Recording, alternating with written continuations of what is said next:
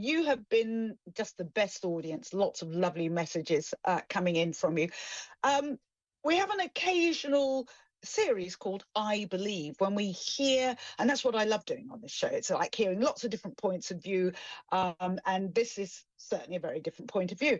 Joining me now is Dr. Rana Al-Falaki, who's an optimal performance strategist, and how she goes about it and her own story, I've only just read a little bit, is absolutely fascinating. Dr. Rana, thank you so much for joining me. So if I asked you to start off your sentence introducing what you're going to be talking about with the words I believe, well, over to you.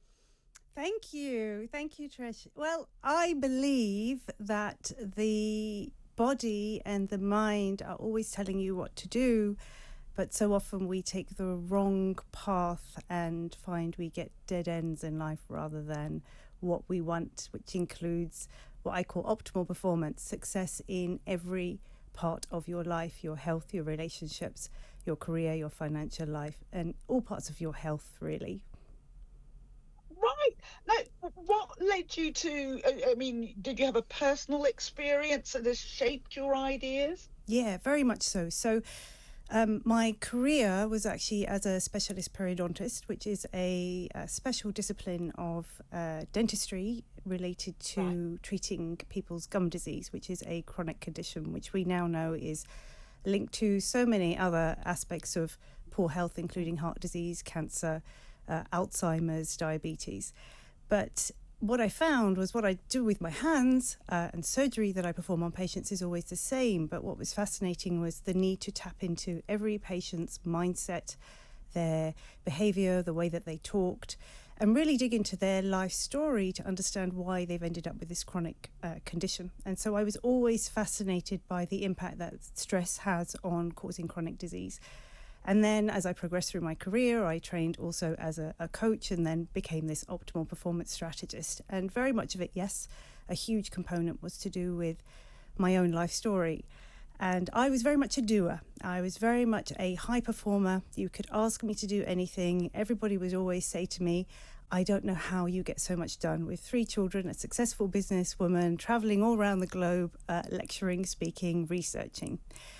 And I just got on with it, as you do when you're very busy. And I didn't even do stress. It didn't even exist, in that I wouldn't have huge panics or anything like that. I would just get on with it and do things, but ultimately to the detriment of myself and my own health. And I got to the point in 2016 when I was walking home from work one day, just up a not very steep hill. And I even now, see, the body has memory, so I can feel it. I got to the point where I couldn't walk anymore. And I sat on this wall, tears running down my eyes. My body just gave up. My legs weren't moving. My heart rate was crazy. And I knew that my kids were sitting at a bus stop with the school bus having dropped them off, and no mobile phones. And there they were waiting for me. And of course, what I did was what any other usual busy professional does, in that the next day I was okay and I ignored it. But I got to the point where I couldn't ignore it anymore. So I was basically experiencing an increased heart rate that would get to over 100 at least at rest. And I got to the point where I would have to leave my patients because I couldn't work on them. I'd sort of, Dom would take my gloves off and say, I'll be back in a minute. And my staff would find me on the floor. And I just bought a townhouse and was told eventually, when I did go and see this cardiologist, that you're probably going to need to live in a bungalow. Oh no! Yeah, and at the same time, so he gave me this condition that he said, I think you have this condition called POTS, which stands for postural orthostatic tachycardia syndrome. So your heart rate goes extremely fast. But the other results are headaches, extreme fatigue, brain fog. And he said, you've got 3 months, Rana. You've got 3 months. And if you don't sort this out, you are going to have to go on to lifetime meds. And of course, I work in the field of medicine. Wow. So I was going to say, you would have to, the Rana who was the Rana of then, you would have had to change your whole, not just your physical life, you know, as you say, with stairs being a problem, but your mental attitude, your can do, your management of stress, your recognizing of what is stressful. Because I think a lot of us in that moment don't, and you started off by saying that really well, that we don't even recognize what stress is and isn't. We don't listen to our bodies, and we just keep soldiering on. 100%. Exactly that. And that's exactly what I had to do, Trish. Absolutely. So I had 3 months to sort myself out if I wanted to hike a mountain again, because people with POTS do not do that. Their life is crippled. They probably even have to change their jobs or not able to work. And that's exactly what I had to do. All the life events that had happened in my life in the past that I had swept under the carpet because I didn't have time to deal with them. I didn't have time to think about the divorce. I didn't have time to think about moving house. I didn't have time to think about my mother dying. I just swept it and got on with it, as we so often do. I had to deal with it, and I had to shift my mindset. I had to embrace in this word self-care, which actually is really self-responsibility.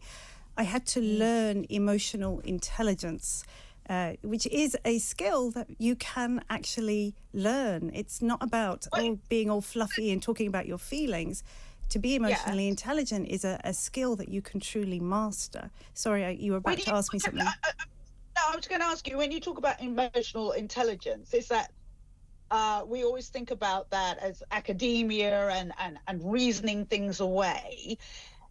Is it sort of more listening to what's really going on with yourself? 100%, yeah. Emotions are data. A lot of people think, oh, emotions, you know, it's all fluffy and I don't want to go there and always something soft. It's actually one of the strongest and most powerful skills in leadership of yourself and of other people. So an emotion is data. And the more data you plot, so in other words, the more aware you actually become about how you are feeling at any one moment in time, any millisecond, the more you can plot data to start to understand yourself.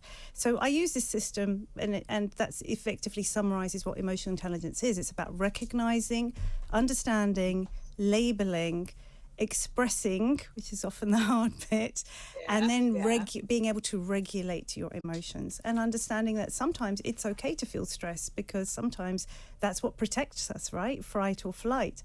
The problem is that so many of us stay in that we end up with chronic illness, chronic disease, and in my case, POTS. So teaching people those communication skills, teaching people that team collaboration, bringing the expression of an emotion to be everybody's normal vocabulary, be it with your teenagers, your partner, your parents, your work colleagues, your employees, or the people you work for, that should actually be something that's truly normal.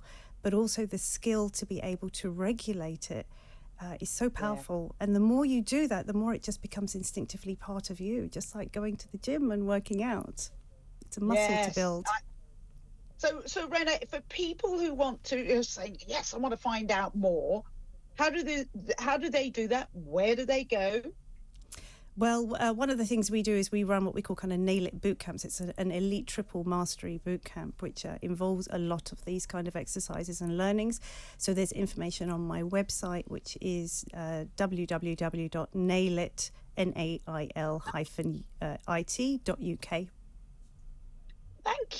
Thank you so much for taking the time and trouble of coming into our London studio. I do hope people will have a look at that website and get some more information.